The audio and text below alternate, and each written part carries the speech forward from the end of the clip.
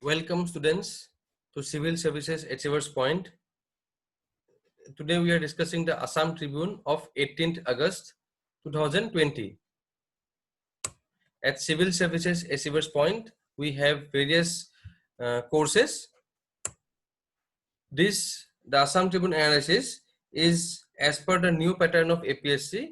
However, it is also useful for UPSC and other state level government examinations. These are the various important newspaper articles of today's newspaper, which we will discuss today. We will also discuss some of the important editorials from the today's Assam Tribune. So students, let us begin. The first topic which we are discussing today is classical vocalist Pandit Jasraj passes away. General Studies 1. This topic we will study under General Studies 1 paper, topic Indian Heritage and Culture. Indian classical music doyen Pandit Jasraj died on Monday following a cardiac arrest at his home in New Jersey, USA. He was 90 years of age. The classical vocalist who infused life into the most complex ragas and held audiences spellbound with his craft leaves behind a storied legacy spanning more than 8 decades. Pandit Jasraj, who belonged to the Mewati Gharana, so there are various gharanas in our Hindustani classical music. So Pandit Jasraj belonged to Mewati Gharana and was one of India's greatest music legends. Was in the US when the coronavirus-led lockdown happened, and he decided to stay back in that country.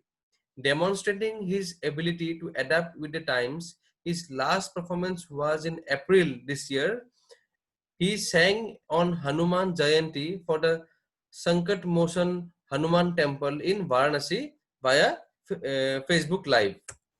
Among those who mourned the death of the world-renowned maestro were President of India Ramnath Kovind and Prime Minister Narendra Modi. Music legend and unparalleled classical vocalist Pandit Jasraj's passing makes me sad. Spanning a distinguished career of over 8 decades, Pandit Jasraj, a Padma Vibhushan recipient, enthralled people with soulful renditions. Condolence to his family, friends, and music connoisseurs, the president tweeted. The Prime Minister added that his unfortunate demise leaves a deep void in the Indian cultural sphere. Not only were his renditions outstanding, he also made a mark as an exceptional mentor to several other vocalists. Condolences to his family and admirers worldwide, the Prime Minister tweeted, along with 2 pictures with the vocalist. So this topic may be coming in prelims based questions. So students, please make a note of it. The next topic which we are discussing is Center initiates talks with Arunachal and Manipur regarding the NSC and IM peace talks. Now this is a very important topic under our General Studies 3 security topic.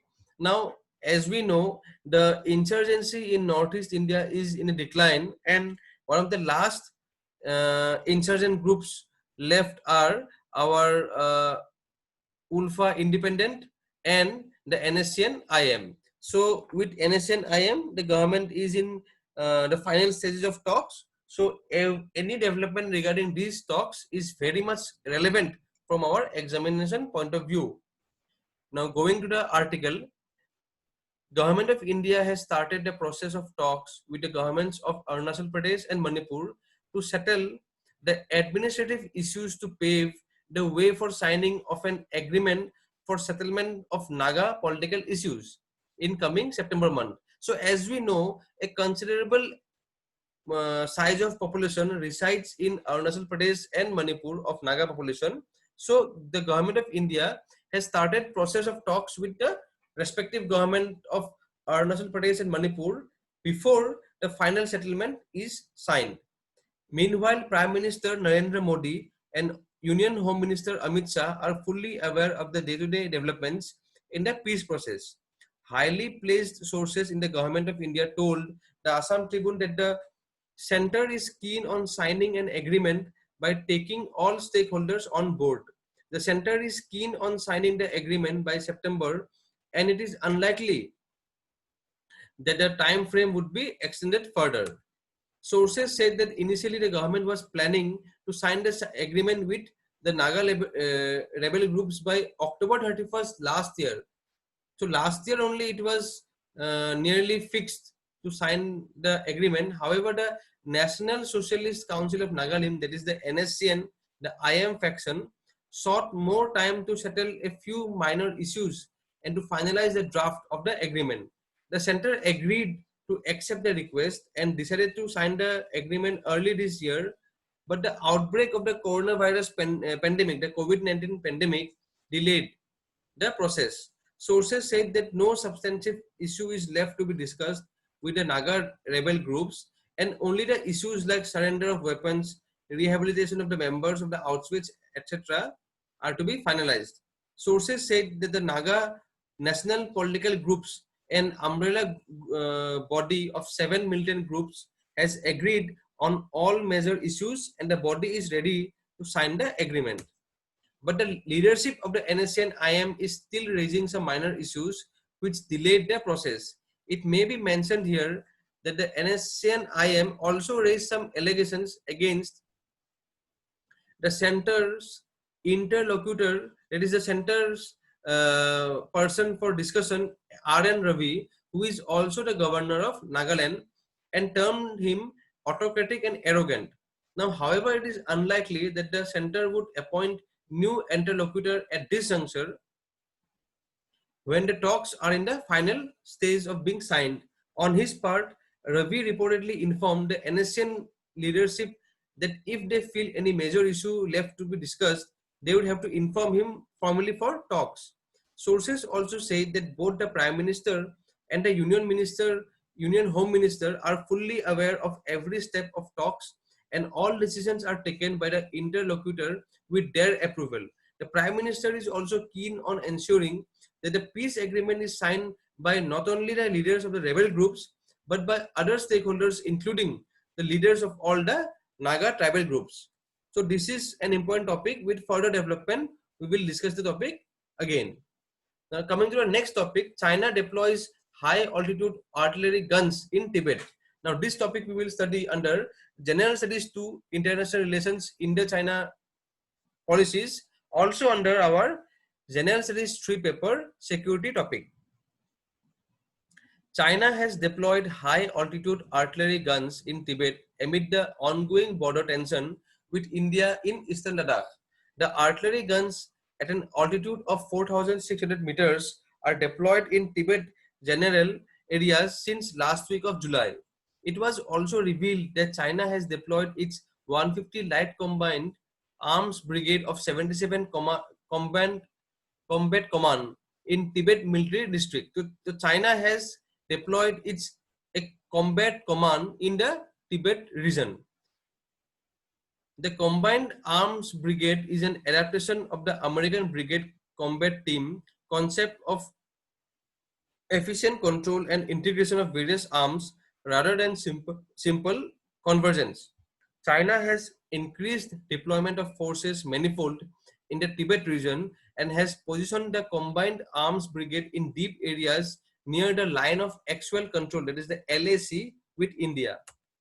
China has positioned troops, artillery and armor in 3 sectors of line of actual control: Western Ladakh, Middle Arunachal and Himachal, and Eastern Sikkim and Arunachal. So these are the Indian states with which China shares border. So China has increased its presence of troops. China has also mobilized soldiers near Uttarakhand's Lipulekh Pass, a tri-junction between India, Nepal and China, situated atop the Kalapani Valley. The border tension between India and China has not been resolved despite several rounds of military and diplomatic talks. China's commitment for disengagement at the border in eastern Ladakh remains unsatisfactory, and India has directed its armed forces to prepare for a long haul. China has also set up permanent structures near the border areas, going against its commitment to India of engagement.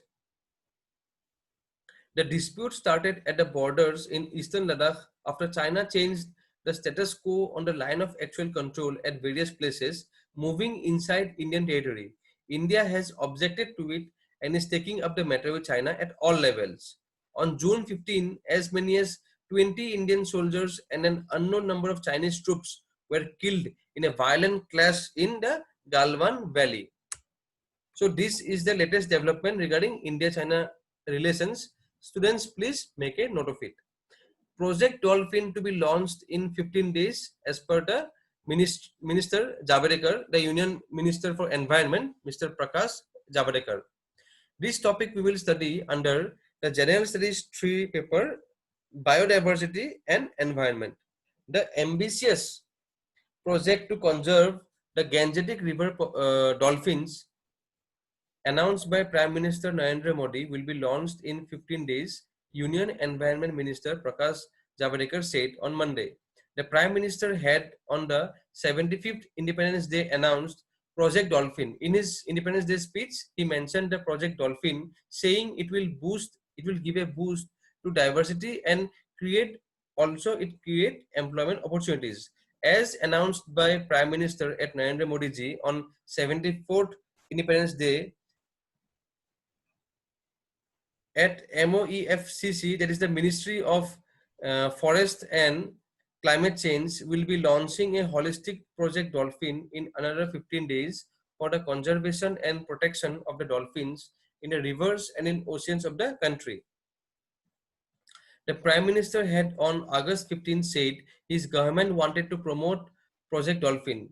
We will focus on both types of dolphins living in the rivers and in the seas. This will also give a boost to biodiversity and create employment opportunities. This is also a center of attraction for tourism. So we are going to move forward in this direction too. Further, the Prime Minister said, Gangetic river dolphins were declared national aquatic species in 2010. The Ganges river dolphin is a species of freshwater dolphins primarily found in the Ganga and Brahmaputra rivers and their tributaries in India, Bangladesh and Nepal. In India, these dolphins are sighted in long deep river reaches in Assam, Bihar, Jharkhand, Madhya Pradesh, Rajasthan, Uttar Pradesh and West Bengal. As per official figures, there are about 3,700 Gangetic river dolphins in the Indian river systems. As river dolphins act as indicators of healthy river ecosystems, their conservation would also ensure controlling river pollution and improving availability of fish and enhancing economies of local communities through sustainable fishery. So, the presence of river dolphins is an indicator of multiple dimensions. So, students, you may quote this point in our answers in a relevant question. It envisages to address conservation concerns and empower the stakeholders like the river dependent population in reducing river pollution and allowing sustainable fishery and river based other livelihood options through scientifically oriented conservation methods. Now coming to the important editorials. First editorial which we are discussing is the stiff challenges. This topic we will discuss under General Studies 3 Economic Development. With most states gradually opening their economy amid the COVID-19 pandemic, undoubtedly a wise move induced by mounting economic concerns, it is time for the nation to put the devastated economy back on the rails. There will be stiff challenges as India opens its economy in a staggered manner, given that the prolonged lockdown has had a huge impact on the livelihood of people cutting across the spheres. The worst hit have been the workers in the informal sector, as a day of no work for them means no wages earned. Most of the contractual workers have either suffered severe wage cuts or lost their jobs altogether. It is abundantly clear by now that things will take a while to get normal and that can be affected only by allowing resumption of economic activity. At the same time, with COVID-19 cases continuing to spike, the health concerns cannot be swept under the carpet. But even a serious health situation vis-a-vis the pandemic can now be no ground for further persisting with shutdowns. and in any case, it is futile to reduce the rate of infection by imposing lockdowns because the virus has already entered the community spread stage. We now need a different approach based on enhancing awareness levels of the masses and boosting medical care for the infected. Precautions at personal level will also have a definite bearing on the outcome of the battle against the contagion now onwards. Assam too has entered the unlock mode from August 16, and this resumption of economic activity should provide some succor or relief to the masses hit by the shutdown. Business establishments and offices, however, need to be mindful of the perils stemming from any thoughtless restoration process. The protocols to be maintained at offices and public spaces must be adhered to strictly. That is, the various guidelines by the government needs to be followed. At the personal level also, maintenance of basic hygiene such as universal wearing of masks and social distancing will be critical to ensuring that the pandemic is restricted to manageable levels. As for the health authorities, they should aside the all-important task of boosting testing facilities and medical infrastructure for treating serious COVID-19 patients, expedite dissemination of information at the villages and interior places which have not been impacted much this far, but are likely to be the next areas to be affected on a large scale by the contagion. So the health authorities also has crucial role to play. To ensure community support, mass media and IT as well as local administrations and NGOs can work in tandem towards achieving this end. A strong structure of decentralized governance can help ward off the dreaded virus before it can do big harm. The government should also create a relook at the COVID-19 protocols that are effectively distancing medical care from patients suffering from other serious diseases.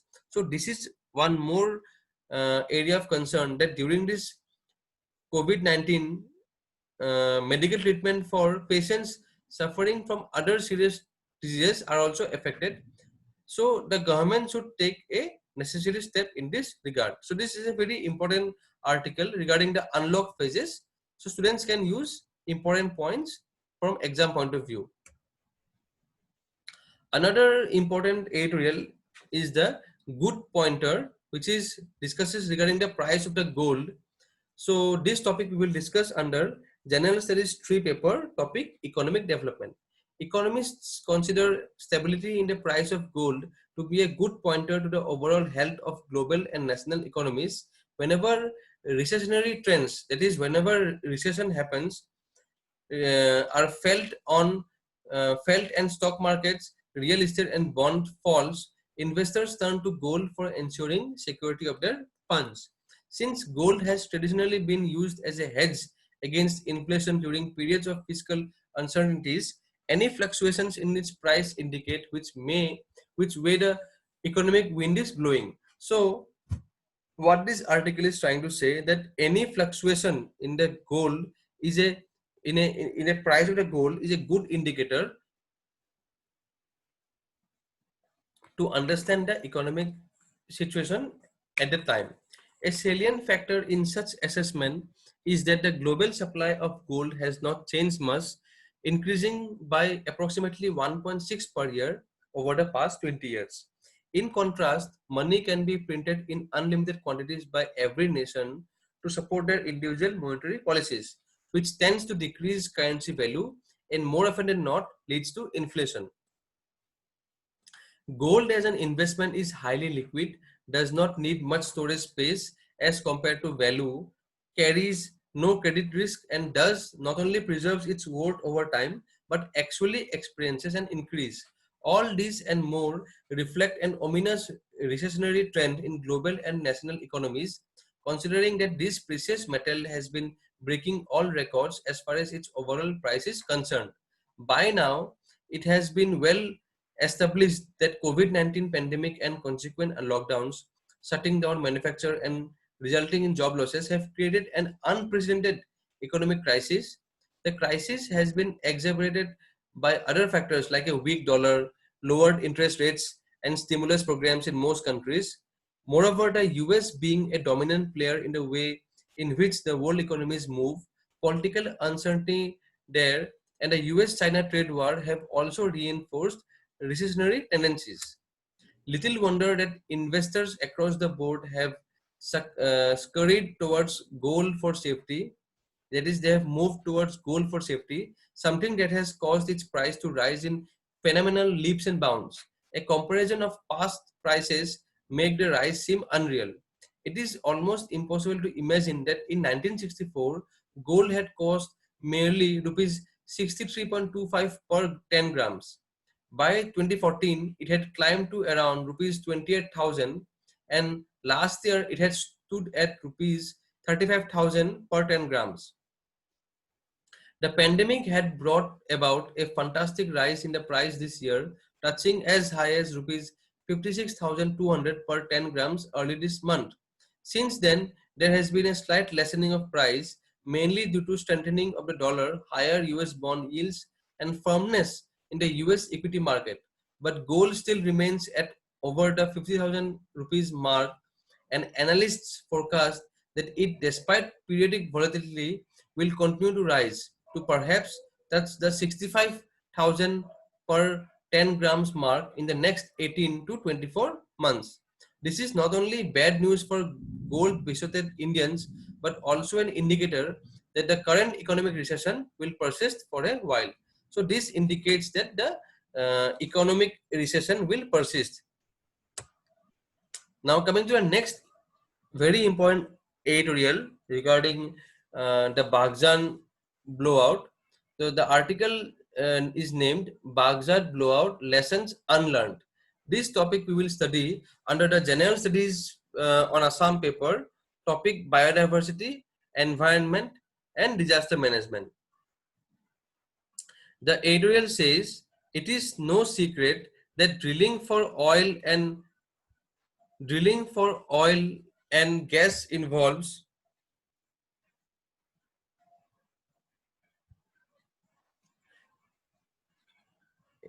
it is no great secret that drilling for oil and gas involves a risk of exposure to release of high pressure from the hydrocarbon reservoir being drilled into.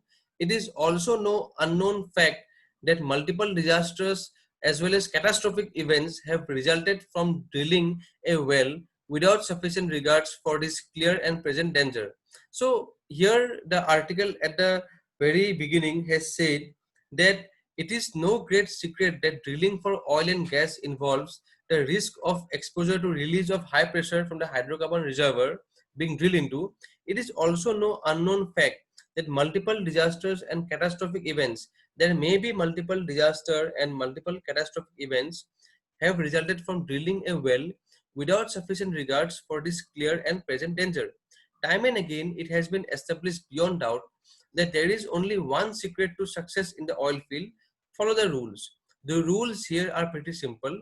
We must not allow the hydrocarbons to come to surface unless we want it to. The application of the rule is also very simple. We stick to the methodology developed and improved over the years in the global oil field scenario based on the learnings through the decades. So through the learnings of the decades, there are various rules developed, and it is advised that these rules are followed. The only effective means of subduing high pressure in hydrocarbon reservoirs 3 to 4 kilometers deep in the ground is to introduce a counterbalance to the pressure. This counterbalance is achieved in the form of a viscous liquid that is used to keep the well full while drilling, commonly known as the drilling fluid. So this is a very technical point. Students, please try to remember this point, how to mitigate further disasters. This is a very important point, and this is a bit technical, so you may have to read them multiple times to understand them. This is also the liquid that circulates out drilled cuttings from the hole. The specific gravity or density of this liquid is so designed as to exert a hydrostatic pressure at the depth of the reservoir of oil and gas equal to or greater than the pressure of the hydrocarbon in the reservoir. So the specific gravity or the density of the liquid is either equal or more than the pressure of the hydrocarbon. So long as the well is full of this liquid and so long as the density of the liquid is not diluted or reduced, there is no danger of gas or oil entering the well while drilling. To complement the pressure barrier, that is the drilling fluid itself, oil field standards specify the requirement of an additional barrier as a backup to the drilling fluid. This backup is provided at the surface by an assembly of gates and valves called the Blowout Preventer or BOP. The final hole of an oil or gas well is not an uniform diameter hole from surface to bottom. Rather, it resembles a tapering telescope tube with succeeding sections of smaller diameter as the hole progresses to the bottom. So from surface to the bottom, the diameter of the hole decreases. Each section is consolidated by means of a metal pipe inserted in the entire section to prevent collapse of the hole. This pipe is then cemented in place with cement circulated up the entire backside of the pipe or casing as it is called. This cement provides the foundation for the casing string and also acts as a barrier against any oil or gas that might permeate to the surface behind the casing. All the casings for each hole section terminate at the top in what is known as the wellhead. On this wellhead sits the BOP, that is the blowout preventer. However, the wellhead needs to adapt to each smaller casing as each hole section is drilled. This entails removal of the BOP to install the wellhead adapter for connecting the smaller casing to the BOP. During the time between the removal of the BOP and its next installation, the surface facilities are protected from high pressure by two barriers: the cement inside and behind the casing and the drilling fluid. Of these barriers, the cement can be considered a barrier only if it has sufficiently hardened. There have been instances when gas has percolated through the cement while it was still setting, creating permanent channels through it. In that case, the gas flows through the channels and bubbles into the drilling fluid. Once it is in the drilling fluid, the bubbles migrate up the fluid column while expanding as they near the surface, knocking out the drilling fluid from the shallow part of the well in the process.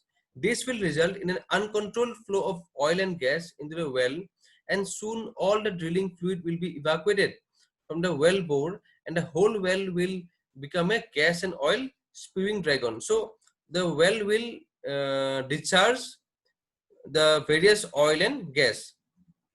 The well will discharge the oil and gas.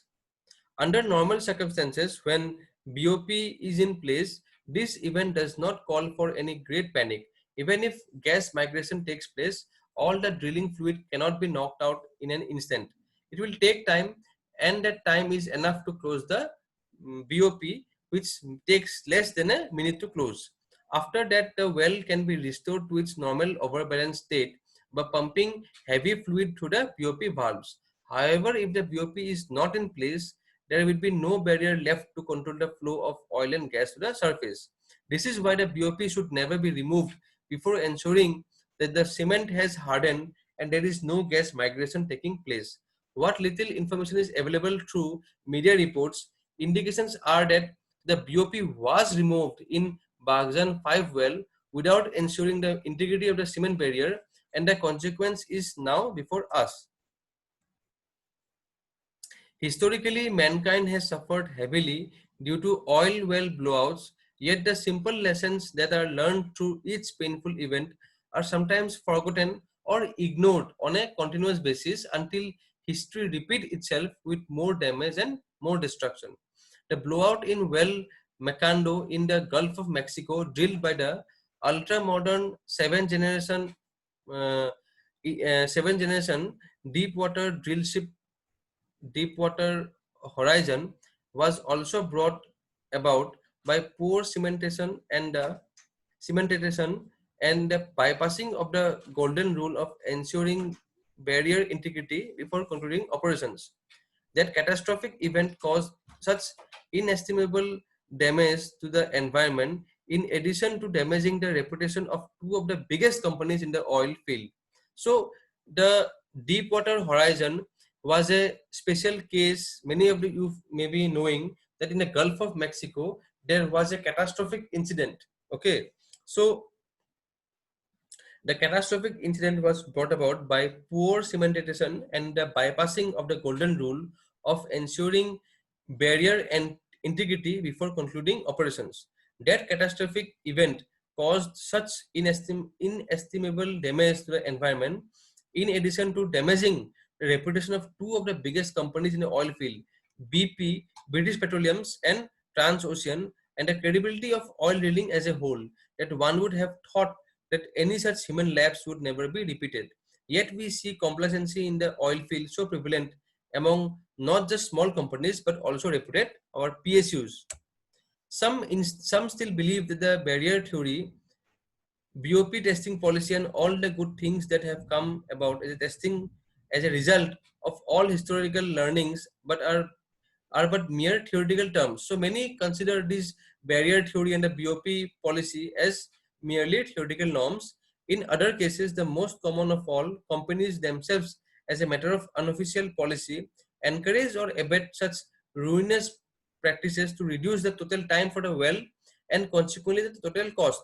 So now there is a rising initiative of cost cutting. So many of the safety protocols, as per this article, they are saying that may be compromised. Whatever be the reason, when it comes to drilling in high pressure oil and gas reservoirs, adherence to best practices is indispensable and imperative. Else, we will have further Makando, another Baghjan, and God only knows how many more disasters in the future. So students, in this editorial, there has been many technical terminologies and scientific and technical terms used and concepts explained. Please make a note of it, because if any question comes, then if you can give certain specific terminology and specific concepts, then it adds to the answer very well.